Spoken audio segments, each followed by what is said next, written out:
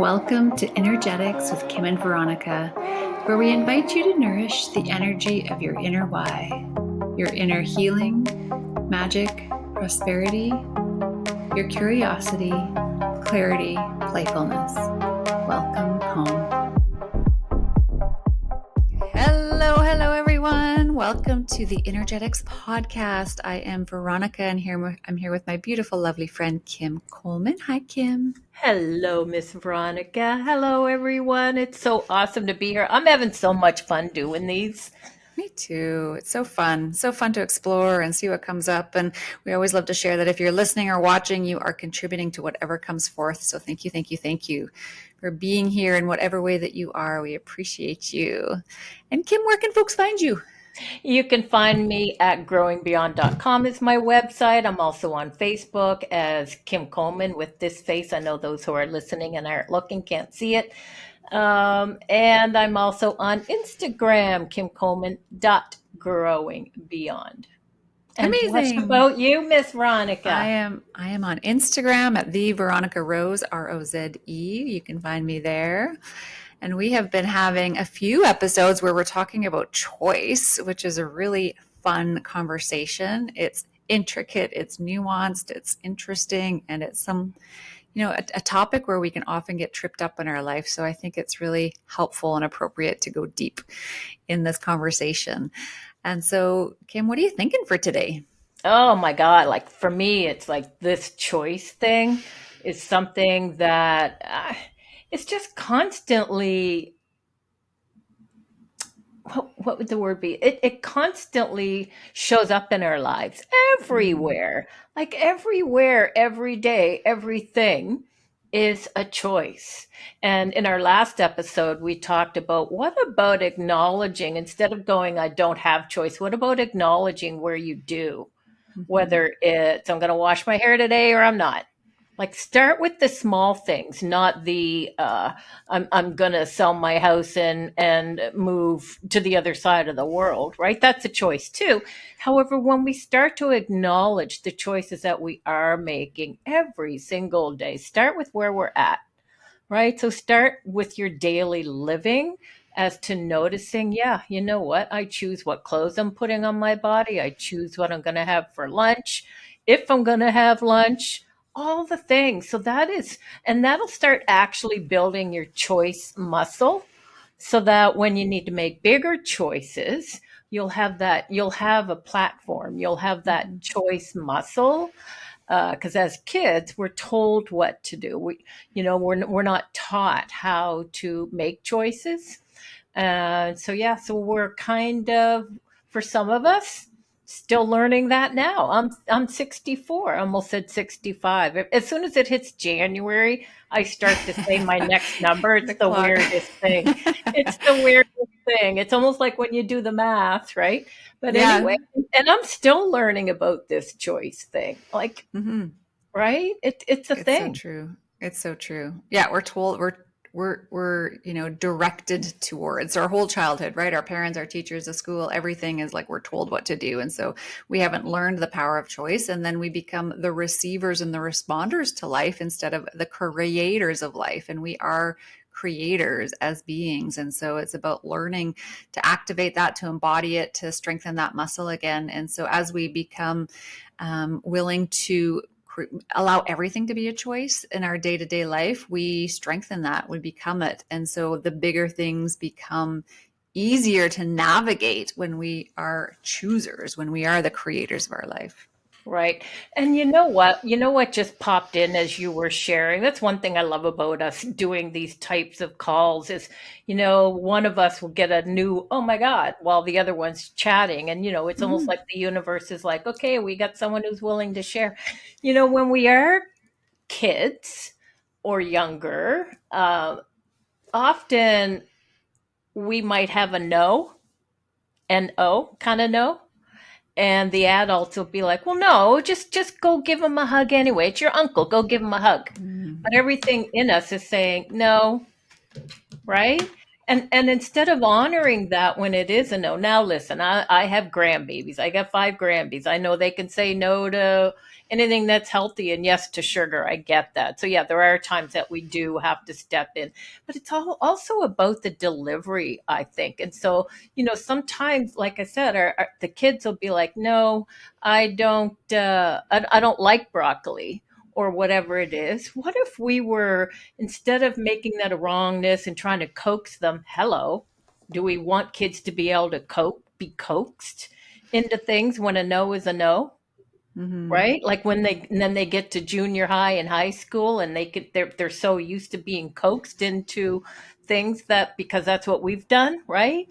And I'm not saying that's a wrongness. I'm just curious about what other choices could we make. And as I'm sharing about this, it's kind of like, okay, yeah, you could eat sugar every single day and not have any food. However, look at some pictures here of what rotten teeth look like. Do you know Mm-hmm. what I mean? And so if we could just start showing them on what their choices might create. And like I said, when it comes to go sit on your uncle's leg or knee or whatever, and the kid is like, no, why are we then going, no, no, it's your uncle. Go give him a hug. Right? What if we just honored that in that moment they're making a choice? And letting that be okay, right? And it's like, okay, maybe you just want to shake his hand or say hello from here. And so I think that even when kids are starting to make that choice as youngins, where when just noticing where we then try to convince them of something else, what we Mm-hmm. want them to do, and what are we creating there for when these kids, like I said, are going to junior high and high school and right. And Yeah. so yeah, I think it's important, a great discussion around, what are we creating there? Again, letting kids know if you do this, this is what it might create, and show them pictures. This is what rotten teeth looks like, right? When Yeah. it comes to the sugar thing. And the broccoli thing, if they're saying no, it could be, okay, well, maybe it'll be a yes tomorrow, Mm-hmm. right? And as they do, no, I don't like broccoli. Well, have you ever tried it? And so it's working with choice without trying to talk them into giving them more information. Boom, that's there. Yes. Yeah, exactly. Yeah, and what's really cool is because my daughter is 7, so I'm tuned in to more of the current parenting tools and techniques and whatnot. And so since she was young, one of the tools that I learned is to offer her choice, right? So kids are wired to be like yes or no, right? And so one of the things that you learn, lately, more recent and more, I guess, more evolved parenting techniques and tools and practices is when you're having a child that's always saying no, as you offer them choice. And so that's something I've adopted at a young age with my daughter, and it works so well. And so you can really see how we are wired at a young age to be choosers. And it's almost like for us that are older, it's been wired out of us. So if she doesn't feel like having a bath at the end of the night, before she goes to bed, I don't even ask her or tell her. I present her with a choice. Do you want a bath or you want a shower? Right? So now she's making that choice. And so there's no fight, there's no battle, there's no, I don't want to do it. She's tuning into what choice that she wants to make, and then it's just it takes away that battle a lot of the time. So you can see how at a young age they're actually wired for those choosing that choosing mechanism is wired within them, and we've kind of like grounded out of them when we haven't led with that as parents. I love that. And I can also see where that might not work for, like when I go to people's houses and my son's houses, those are my sons right there. Uh, A little older Often now. a little older. Uh, Sometimes I'm in people's houses and every single kid at the table has something different for supper. Mhm. And that's a choice that the parent is also making because they're like, I'm not interested, right? And so there's that too. So there are times when, yeah, no, this is what we're having for supper. Boom. And maybe that's Mm. just how I grew up. And yeah, so because I look and I'm like, wow, nobody's sitting at the table together. This one's having that, and that one doesn't like this. And so there's all these different little meals, and I've seen that a lot. And so I don't know. I think that is still choice. They're giving their kids choice. However, I don't know if that contributes to everybody in the long run, right? So Sure. it's Yeah. always aware of what our choices are going to Yep. create, right? Yep. Absolutely. Yeah. And one of the things that you and I have been talking about recently is how, as we're starting to practice choosing, and it's maybe making choices around bigger topics in our life, how, maybe the conscious way of approaching it is to really choose what's true for you without imposing, enforcing, projecting your choice onto others. And that can be a tough one because when people start to really get strong in their own choosing, there's sometimes a desire to have everyone make the same choice, especially when it comes to heated topics, if you will, important topics. And sometimes we want to impose our choice on others and we judge them or make assessments about them when they choose something different from us. So can we be an allowance of others' choices even though they may be different than our own? 100%. And I have so many examples of this one. I mean, that's such a big thing. And on social media I see that a lot, where somebody is making a choice and then they're owning it as their truth, which is awesome. However, that is their truth, right? And I've often seen where there is a little bit of a righteousness, Mm-hmm. meaning everybody that doesn't make that choice is wrong. And so for me, when it came to the COVID vaccine, right? For me, when it came to the COVID vaccine, it was a no for me. That's all. It was just a no for me. I didn't try to shove it down other people's throats. Now, in the beginning, a no for me, I also wanted to share with people why, right? However, for me to have peace with me making the choice to say no, I also have to have peace with those who are saying yes. So I can't expect others to be an allowance of my choice if I can't be an allowance of theirs. It wasn't true for me. Doesn't mean it wasn't true for someone else. And on that note, making a big choice like that when the world was going through what they were going through, I wasn't righteous about it. I wasn't in wrongness about it. In the beginning, I was. In the beginning, I was for sure. And then when I saw what I was doing, that I was making others wrong for their choice, I went, oh, for God's sake. Oh my God, I'm friggin' hilarious, right? And Mm-hmm. so it's about choice is choice. What's true for me was no. What was true for others was yes. I don't get to make them wrong for that any more than they get to make me wrong.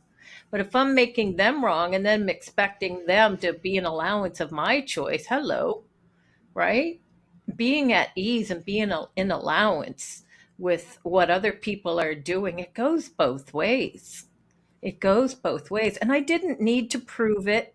I didn't do anything like that. I didn't wear the mask either, right? And so I still lived my life, right? And I would walk into the grocery stores and I would walk into the malls. I would do all the things. All the signs were up, mandatory, masks are mandatory. And there might be people judging me now for that. And that's the thing. That's the thing. If you're going to live your truth and make choices based on that, you might be judged by others. Mm-hmm. But also notice where you're judging others for their choice. So when I was walking around in the world without the mask and other people were wearing the mask, I didn't make them wrong, and I didn't walk into the grocery stores in a way of with an attitude of, you know, no attitude at all. It just wasn't true for me. And I had one elderly gentleman walk up to a lady who worked at a grocery store I was in and say, that woman doesn't have a mask on. And she said, yeah, no, there's nothing we can do about it.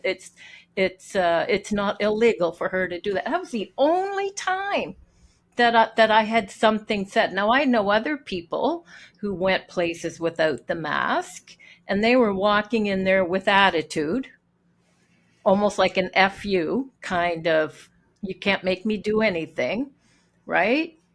and they were having people like accost them right in the grocery stores. I never had that experience because I didn't go in there with that attitude of righteousness or you can't make. I just went in there with, you know what? I never wore it before. I don't wear it now. And that was huge. It was huge, but I was also willing to be judged. Was I, Mm. I actually had an elderly woman come up and say to me, "It's so nice to see someone's face." Mm. Right? And so it was right across the board. And so for me it wasn't about needing to prove anything or pushing my point. It just wasn't that. And I would walk into the stores and people would say, "Oh, I have a mask for you." And I'd be like, "I'm good, thank you though. Thank you for asking." And I meant it. I was appreciative that they asked. Right? It's like somebody asking you, "Do you want a salad with that?" Yes, no. Right? And so I never made it a thing. And because I showed up in the world not making it a thing, guess what? I didn't get attacked. I didn't get accosted. Was I judged by people? Probably, right? No, I did go to a seniors facility and I put one on when I went there because I knew I didn't want to create fear in them. Oh my God, Mm. there's a girl here without a mask, right? So I knew what my choice would create. I knew what my choice was create. That's all, right? And so, knowing what your choice is going to create and do your yes, no, building that muscle without expecting everyone else to agree with you. Ew, right? And loving people anyway, but letting them also have their choice. If I don't want to be judged for my choice, then guess what? I got to be an allowance and not judge you for yours. And I think that is a big thing with so much going on in the world and different things like that, right? Yeah. It's so true. And I love how that story really highlights like we're all about the energetics, right? And how our energy prepares the reality that we'll experience, the interactions, the exchanges that we'll have. And what's your energy walking into a situation or entering a conversation? And I think it just so beautifully illustrates that you weren't making that choice and then standing on a pedestal and owning that choice. You were owning it from a place of this is my choice and I'm owning it, but it wasn't on a pedestal looking down at others. It was in inclusion of everybody, and that really changed your experience when you walked into those places, whereas others who may have been standing on the pedestal and saying I'm choosing the better choice, and everyone else should be looking at that choice. They were coming against maybe some friction, and so Right. it really comes down to that energy that we're entering the exchange into the entering the room with, how that really affects our experience and being. 100%. I agree. Yeah. And so again, as you said, to your point, it's how I show up. Mhm. Yeah, Who super who you're clean. being, right? Yeah, who you're being when you show. Now, I had another lady in a store walk up to me and say, "You don't wear a mask." And I said, "No, no, it's just not true for me." And she had a mask on and she said, "You know what? Has anybody said anything to you?" I'm like, "No, no." And I told her this is how it's been for me. There were two stores that wouldn't let me in without my mask on. And I was like, "Okay." And that was fine. It was my choice to go to those stores or not, or to Mm. just put one on for those few moments I was in those stores. And this lady said, "I so don't believe in them, and I so don't want to wear one." She said, "Can I take mine off and hang out with you?" So by me doing it, it gave her permission, Permission. right? And then she felt very empowered by taking it off, and yet at the same time, I think it might have been the safety in numbers thing for her, Hmm. because we were in a store and then she's like, "Where are you going from here?" And I'm like, "Well, I'm walking down the other end of the mall. Can I walk with you?" "Sure." Right. But yeah, it was, That's yeah, so cute. right. Exactly. And so by me being in my truth without, making anybody else wrong, that was the difference. Yeah, exactly.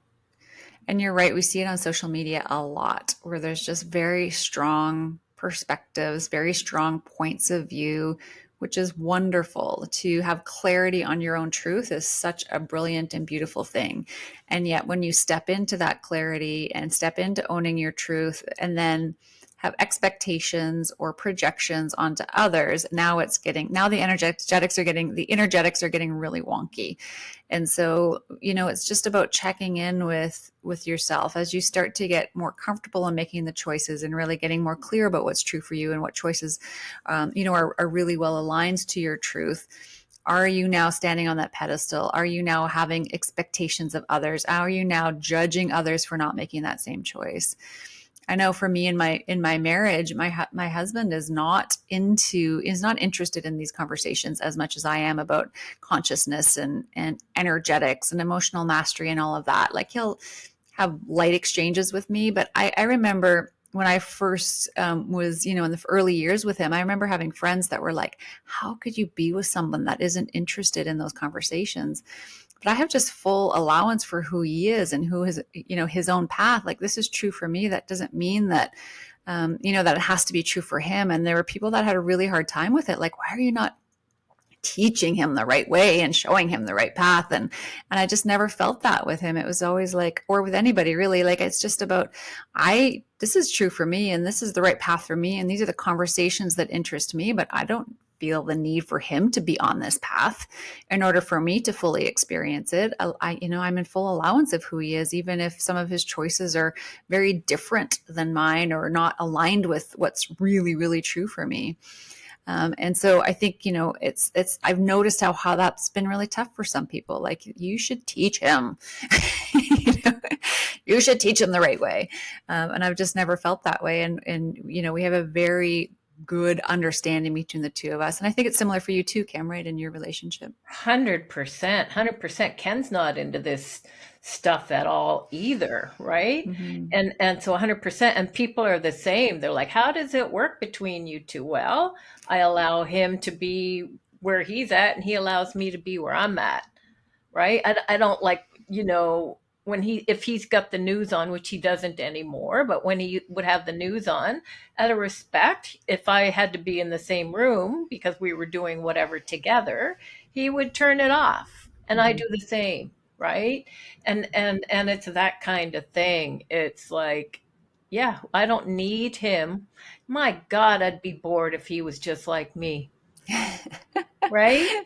Yeah, And, exactly. and so, if anything, yeah, it's being an allowance of him and you being an allowance of your guy as to where they're at, so they can be an allowance of where we're at. Yeah. Otherwise, what an ugly thing it could be to be like blah blah blah, right? And I, I'm also seeing on social media, think people doing, they see, told you so, told you it was Mm-hmm. wrong to do this or wrong to do that, and a lot of I told you so stuff is going on out there too, right? And it's very interesting to me. And at the same time, just get curious, Mm-hmm.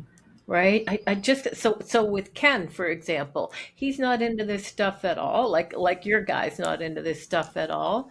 And we can be curious about each other, but it's not like I need him to get it. Yeah. I don't need him to get it. That would, create probably something that I don't want to create, Yeah. right? And yeah, sometimes when I've got a call on and he enters the room, it's almost like fingernails going down a blackboard for him, right? Yep. Where it's like music to your soul. For him, Yeah, it's like, it ah. yeah, exactly. I know. Exactly. So, yeah, and that doesn't mean you can't choose to want to, if you desire a partner that's on the same path as you can choose that too, right? It's just about total allowance of, like, really getting clear about what's true for you and really looking at where you might have expectations of others aligning with your truth, and really letting that go. And can you strengthen that a little bit and be an allowance for all? Because I really do believe that what's true for me is not what's true for you. And that's the beauty of this life. Our souls are all on unique journeys of evolution, of exploration, of growth. And so, like, how can we just love and honor and respect the journey for each other without having to have these absolute truths for every single person? Yeah, and I love that because as you were sharing that, what popped in for me as well was if we're trying to shove our truth down somebody else's throat, again, that's not allowance. That's actually judgment that our choice is right and theirs is wrong, right? Now, then there's Yeah. a different thing of when people are coming to me for a class, and same as you, comes for a session or something like that. That's a whole different stage, if you will. Mhm. It's a different room. It's a different thing.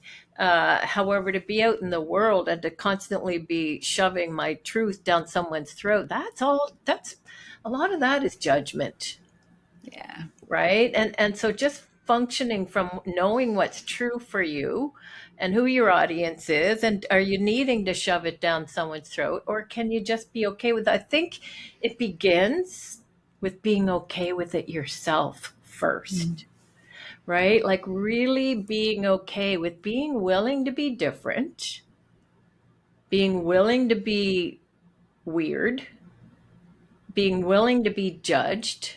Then you won't have to be out there maybe trying to get everyone else to agree with you. So it starts within. When Right. you can be okay with your choices, knowing that you might be judged, knowing that you might be going against the grain, right? And not having to prove it.